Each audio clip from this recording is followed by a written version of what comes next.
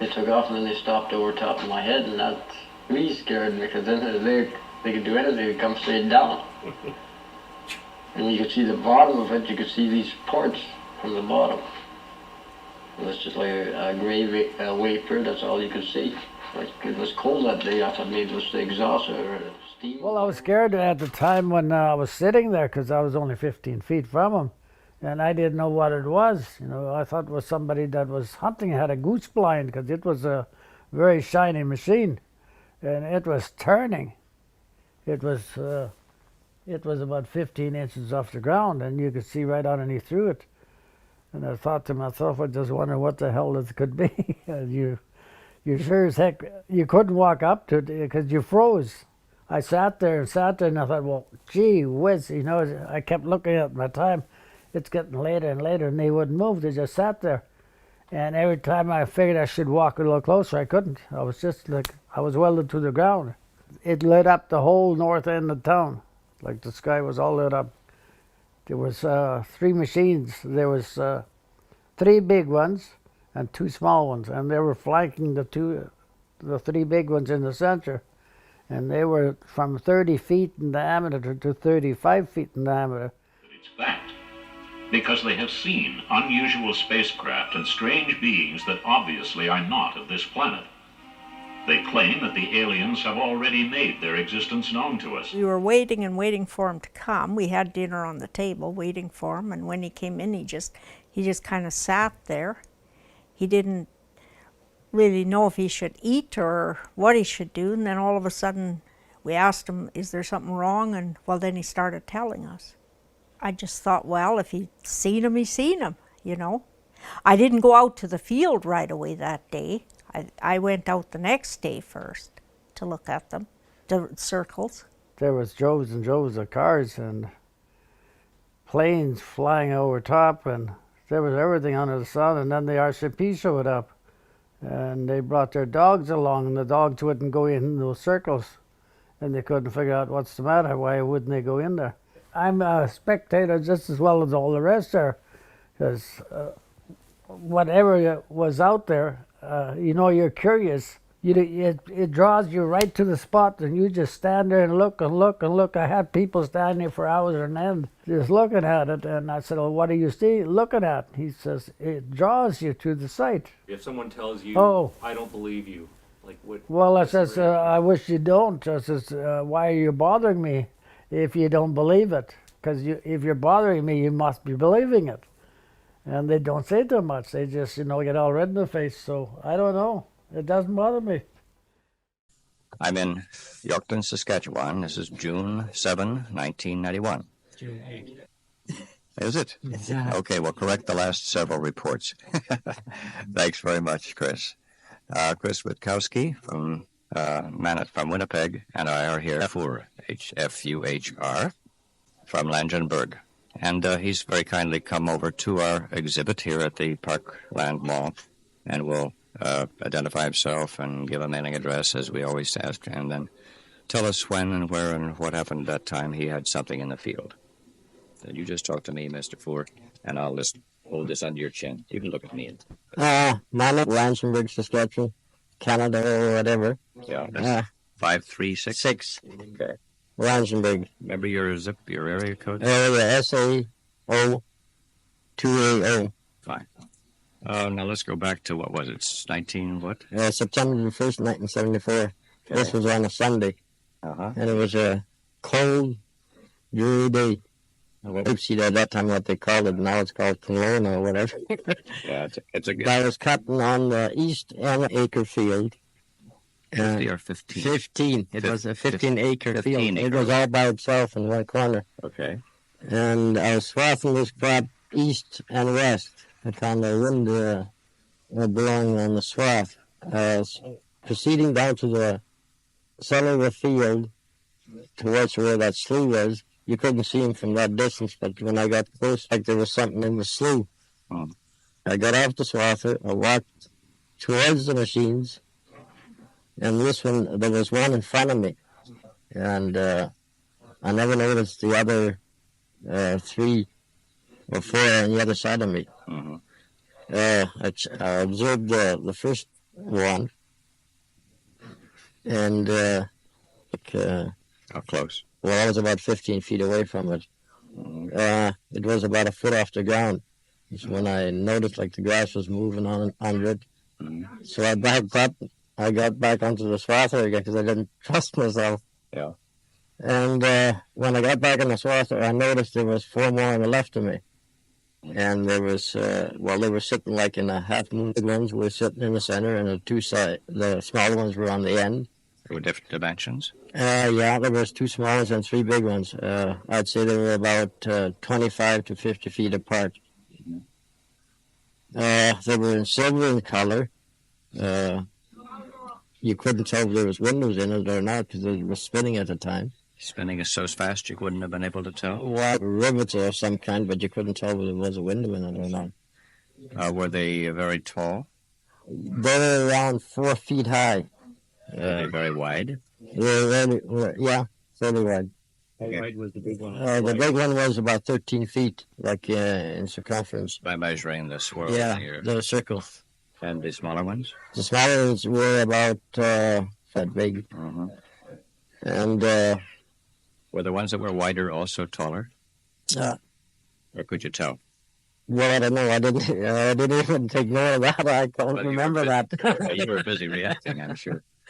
Okay. But there's a few things like on the machine. It's like the object or whatever it was. It had a lip on the time. It was about a foot to 18 inches wide all the way around. Around the lower edge? The lower edge of the machine. But I don't know. I can't remember too much of that. I only remember some of the first 1974. But if I keep talking about it, it comes back. Were there any animals? I put the cattle through the fences all over. Like we had a pasture close by, and none of the cattle was going to that field where they were sitting because the slough was about maybe 500 yards from the gate. There was a power line, and there was water in the slough, and there was grain all around it. They never landed in either the water or the grain.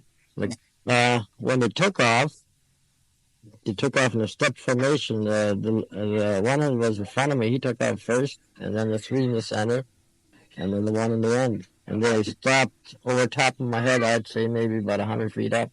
And that's when I noticed in the bottom of the machine that there was ports in the bottom of it. Like, they looked like stovepipes. You know. Remember how many you saw? 5. In each unit? In each machine? People, you mean? No, you saw 5 machines. 5 machines, yeah. How many stovepipes? How many stovepipes in each machine? I think there was either 4 or 5 of them. I can't really. But there were several. There were several of them, yeah. Were they small or large in comparison to the bottom? About 8 inches in diameter, the pipe. Were they situated around the bottom and an equidistant around the edges? Looked like they were regular spaced? Yeah, but you couldn't tell, huh? You could tell they looked like they were in a 4-corner position, like each corner and there's some in the center, and to me it looked like it was a way of guiding it. I can't remember too much of it. I'd have to go back and read all the history on it because there's a lot more of it. The next morning when you looked in the field, next morning, did you look and see all the markings? Were there any additional markings? There's a story that you had found. There was one back on Monday night. The next morning there wasn't none there, but Monday night, this was Tuesday morning when I know field in the same spot, just from the front one where I was viewing was about maybe 25 to 15 feet west of that spot, and it had landed on top of a rock. And it wasn't there before? No, it wasn't there before. What do you mean? You said on top of the rock, so there was this. The markings were over top of the rock somehow? Yeah, it had landed on top of a rock. Because I know the scientists, they dug the rock out and took them along back to where they were. I don't know which scientist it was, either a guy from New York or wherever he was, because they took the rock wasn't very big. It was about, I'd say, maybe 10 10 inches in circumference. It wasn't a very big rock. But apparently the machine had come in contact. 'Cause, Perhaps they saw what they thought was evidence of some scarring or marking. Or I don't know. they didn't. They couldn't tell. No, because they could have took the whole stone pile for Yeah. Were there a lot of rocks in the area? Yeah, it was a stone pile just west of the spot where they had landed. The only thing is, like the slough is still raised. Who makes that determination? Well, there's a fellow passed from Russell, Manitoba. He's got a Geiger counter, and he done some tests out there, and he said it still is radioactive. That's it. Yeah. Well, heard that. As far as I know, it wasn't radioactive originally. I see. It what wasn't. was this fellow's name? George passed from Russell. George Not- Pash? Not George, but passed from Russell. I don't know what his first name is. Pash, P-A. Yeah, he's elected in a radioactive place. And he took a He counter- took a test on it. He just he's got a Geiger counter. When did he take the test? Well, this was a couple of years ago. I don't know if it's still radioactive or not. I've run any tests on that. Yeah. I have not heard of any It was radioactive. radioactive at the time. What? All they had was That isn't because they had undercover RCMP out. that fact has not been reported. I don't recall it. That's Ted kept undercover. Yeah. That's kept quiet. Yeah. When I was there when they done the test. And did you see the needle on the Geiger Yeah, counter? it was in the red. And they wouldn't, there was two guys walking side by side and they were holding this Geiger counter. Finally, every time I'd want to have a peek on it, they'd move the other way, but I was quicker than they thought I had seen it. Okay, did they tell you not to go? That place, I called around that time of the Atlantic. My father, he was all afternoon in there. Sunday, like when the time I had seen him.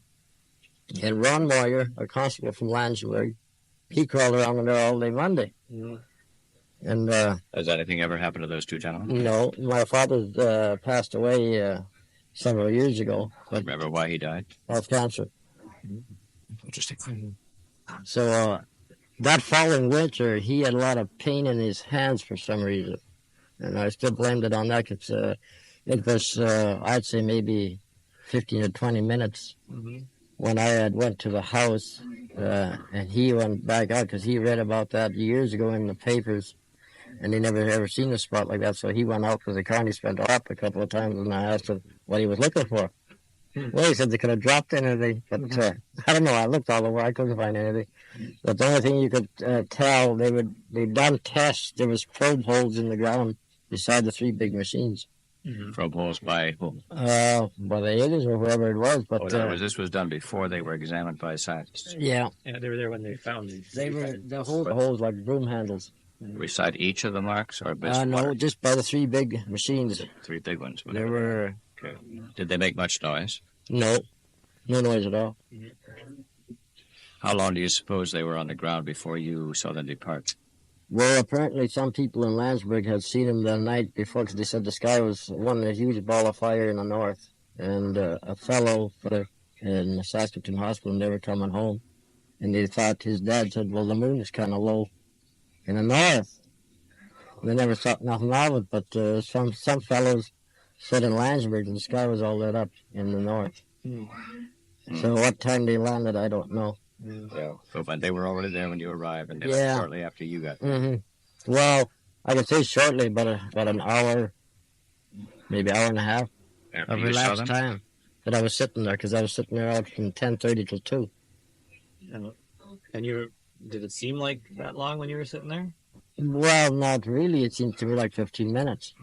Yeah. But I come into because they were waiting for dinner for me, and I didn't show up till about 2. Has anyone ever suggested that you had some missing time and maybe there was more? Go under hypnosis, and I won't go under hypnosis. Do you have some special reason for not doing that? I got that from professionals. They told me not to. Professional what? Something like lawyers. They said that Something like lawyers. There's very few things like lawyers.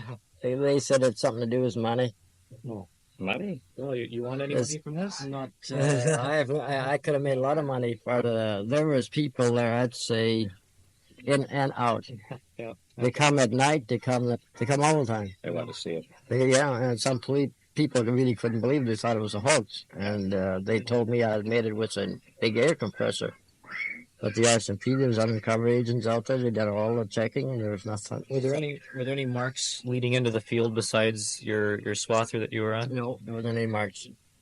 No indication that anybody has No. fallen in there. So. No, because I know the scientist from Ottawa, he told me that he could tell what kind of oil I used in the grain sorter.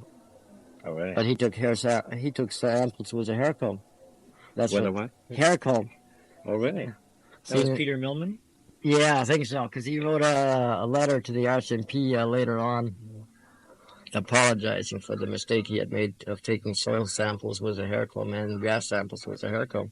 It was the oil he was checking on his own head, not on my grain swatter. Because a scientist from the States, the samples he took, he never touched anything. Yeah. As he took it with all his instruments. Yeah. Can you say something about the UFOs that you've seen recently since then?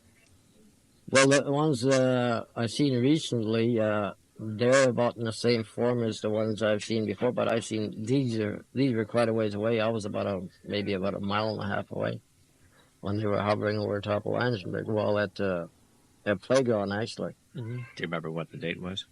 Oh, gee. 89, sometime in 89. 89, yeah. What the time of year? It was midsummer, late summer. How many did you see? One. The only ones I seen of the light, it was one. It was just the light that you Just saw. a light. Yeah. You couldn't tell it was a... No object known. Yeah, I thought it was an airplane like the smaller planes with those big lights, landing lights, what they got in. That's what it looked like. But it was proceeding west towards where the new elevators were sitting that way, and I just took it for granted it was a small plane. But when I heard that kids had seen this UFO, so I don't know. I talked to some of the kids, and they don't explain it too good. And sometimes young people get excited about things they see Well, inaccurately, and they can't quite explain. I think they were more scared than because they were very close to the machine. They could have reviewed it very easily. They shouldn't have run or waved at it.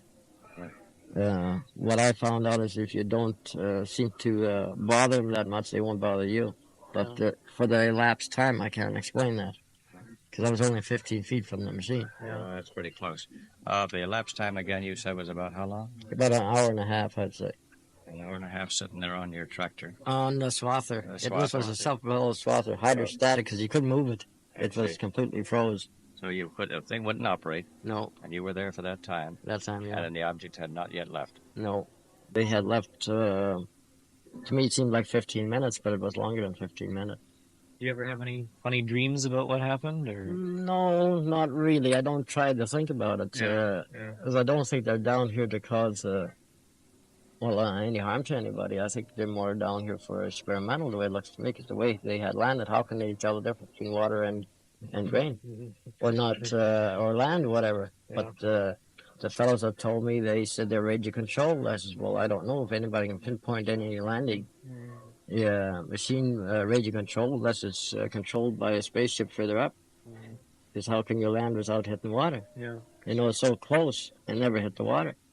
They were approximately 3 feet from the water and about 3 feet from the grain.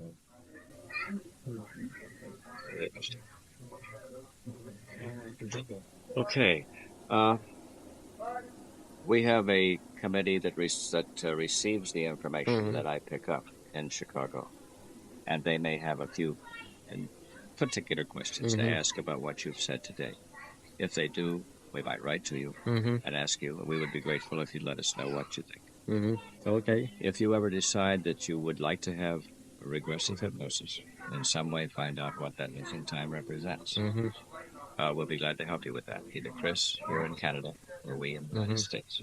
I've, as a note, there have been a couple of people who've come to me in Winnipeg, and we've taken them to the university, and it's all done above board. You get to say yes or no, and there's a professional hypnotist who works with this all the time, who hypnotizes you, and you can sign a statement that says yes, you won't mind the information being released, or no, you don't. And you get to have a copy if you want, and the whole bit. So you're fully protected. In other words, it's very well done by professionals, so that the best quality work that you can find. So if you decide that you'd like to do this someday, If you don't want it, Yeah, well, We're not suggesting that you do it, obviously. Mhm. This is something that you have to feel that you yeah, want to do. because the fellows that were doing it, I think it was two fellows here from Yorkton, and they had a fellow from New York, and I heard about his name, and I was interviewed from a lady from I can't think of the place, Georgia, or where the devil it was, or somewhere out in that corner. Was his name Bud Hopkins of Whitley Scriber or something? Probably, I can't remember, because I know these two fellows. She advised me against the hypnosis. She said they're only out to make money. Well, it's very Right. possible that some people would be out See, to make the- money. Yeah, Well, Mr. Strieber maybe, but at this point he's made so much I don't think he needs to.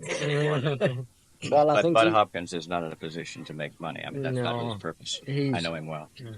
maybe, I don't know, but these two fellows, I'd almost say that because the way they talked, seems to me there was money involved in it. Because when I told them, because they asked me how much I wanted, and I says, Well, this was somebody else. I Bud says- doesn't ask that. I says, money can't buy this. I says, I will not go under hypnosis because I was advised by professionals not to. Well, I wouldn't go under hypnosis for money. Yeah, don't do it. Purposes. No, No, because then you can be sure that they're going Yeah. to distort the Mhm. information just for the sensation. well, I think the information what they wanted was to sell it to, National Enquirer. yeah, somewhere, and they were Me or who knows what. bound to make a lot of money in it because they kept bugging me for about a month to do this, and I wouldn't go under that. I says, These no are the way. same guys who did the TV Yeah, thing? no, these are different fellows. Somebody else. Somebody else, they said they were from Yorkton here, but when I inquired, they weren't even around from around here. They probably didn't know how to find the downtown. No. Okay. Well, anyway, is there anything that you'd like to ask us? Chris Rutkowski is his name. John Timmerman is mine. What I'd like to know is what brings them down here? You mean me? No, the objects. Oh, the objects. I know what brought me here. If we knew, we wouldn't need to be doing quite so much research. Well, yeah, I should have brought all that information along because I've got letters there from all over the world just about, and lots of people figure it's a kind of the well, according to like this war that broke out and all this stuff. It seems to me they're down here to control it. And that's if they wanted to control it, they could have controlled it from up there. They didn't have to come down here. These are just dreams on the part of the people who are Yeah, guessing. well, We're all guessing. but they seem to be like professionals that wrote me these letters. You know, there are people with alphabets after their name, PhD, Well, this, that, and the other thing, are just as crazy as anybody else. Yeah, so don't let that. no. They're just as crazy as you and me, right? Yeah. There we go. That's what they tell me. Well, see, like, I didn't actually report this. Yeah, A friend of mine Your had brother-in-law reported or it. something? No, a friend of mine had reported it. He ended up in the hospital here in Yorkton, an infection in his eye, because he was out at this sighting on, was it Sunday or Monday? I can't remember. But he ended up in Yorkton. He told the nurses this. And the nurses, everyone reported to the television station. Mhm. And the first thing, they were out there. And I couldn't figure out how the devil they got out there. Why didn't you report? Well, the RCMP told them to keep it quiet because they were doing an investigation, and I never said anything because I never left the farm. I had undercover agents, I had dogs, I had everything out there. I had how many TV stations out there, and CBC and Moose Jaw done a movie like they shot film and lengths of film. Rain or shine, they were out there shooting film. And why, I don't know. I still don't know. I tell you what, just for our own sake, can you go back to the spot where one of the big ones was sitting and just fill up like a baggie or something like that with some dirt from Well, you'd have to the RCMP, they've got their own. No, right now. Right now. Right now. Gee, that spot's been worked under. I wouldn't even know where the devil it is. Well, there's been some mixture of the soil. Yeah. Yeah, well, I could. You take a good guess. Take a good guess. I'd have to line up the center of the slough to whereabouts the three big ones were sitting, because that's where they took most of the samples from. Yeah. Was the three big ones. Well, the purpose of doing this now is to create a control. Yeah. Mhm. Or to see if there is any residual. If you said that fellow a few years ago had taken samples and said it was still radioactive, we might be able to detect any residual radioactivity. Yeah. We'd just like to verify his statement. See, but the only thing what he took with the Geiger counter, he walked around all over the place. He didn't just walk to those spots. Did he say it was everywhere? He said the whole slew was like that. Well, then it Well, wouldn't then matter where it was taken. Well, But if it still is, I don't know. Well, This if is it was 2 years ago, it 2 will or be 3 now. years ago, yeah. Well, it still would have been because I had oil companies come out and they run tests. Like I had a Husky oil, Shell oil, Imperial oil. They were doing all the tests. They never ever told me about this. They just might they have know been exactly where to go. They asked me if they had approval. Oh yeah, they had it from the RCMP. They could go out to the field. I said, well, go right ahead. But all the soil samples they took, I've never ever heard a report of anything. with all the samples they took, you may not have any soil left. Yeah. Well, there was a guy from BC. He loaded his station wagon up and he went into town to get a release from the RCMP. He had to come back out and unload it. They wouldn't accept us. They wouldn't let him go. Sounds very strange. And he was a fellow that was doing research. But why he needed a station wagon for it, I don't know. I don't even know. We'll even sell it. That The, might have been. Yeah. Yeah. The uranium mines are north of here, about good 500 miles, right? Mm-hmm. Is there a river that flows this far south that might drain? I don't know. Would it be an underground? Like there's an underground lakes? Would they be in the Possibly. field? But They're they're quite a highly- ways down. There's Uranium City in the Northwest Territories, just across the border with Saskatchewan. There are stories of the tailings from that contaminating the immediate area. Now, it's possible that something could have been dumped, and they're concerned about that, or an underground stream or something. Possible, but unlikely, but a possibility. So it'd still be nice to get a chunk of the soil. I Just don't take know. it. Just take it. It would take just a baggie full. Yeah. Send it in to us or myself or somebody, and Send it to Chris. we'll just. It takes just 5 minutes to take a check, or overnight for a more thorough analysis. Well, I'd have to go to the RCMP to get a release one. Well, it's your soil, though. Well, it still don't matter. They will not release any soil. Really? No, it's all undercover. You cannot take any soil of any But kind anywhere. Is it crown no. land? No, it's private property. Well, it's your property, though. Well, you still can't release. They've got You permission over it. you signed papers. Yeah, I signed papers that no soil can be released unless they release it. They've got all the samples if you want it. So they'll do this. Well, what about this fellow 2 years ago? Well, I don't know if he took soil or what, but How did you know it was? Oh, he was just he walking around. was just like fishing. He was, cause after you got a guy counter, he wanted to see the spots that they had landed. I said, sure, I'll take you out there. And as soon as he got out of the van, he noticed like the top of his hands and the back of his neck. And I said, well, what's that supposed to do? Well, he said he worked in a place that was radioactive at one time. I didn't know that. It's just about that bad. So I don't know. He had a guy come and he went out and he said, well, let's go reject today. I have a don't know. Geiger counter too. That doesn't make Well, me you a can radiation drive out there. scientist. You can run out there and have a look at it, so I don't know. I don't know. I don't have it with me. I don't know. Oh, Well, the only trouble is that I find it odd that the RCMP would tell you that you can't keep people soil from your own property. you can't release it. It's based on the investigation.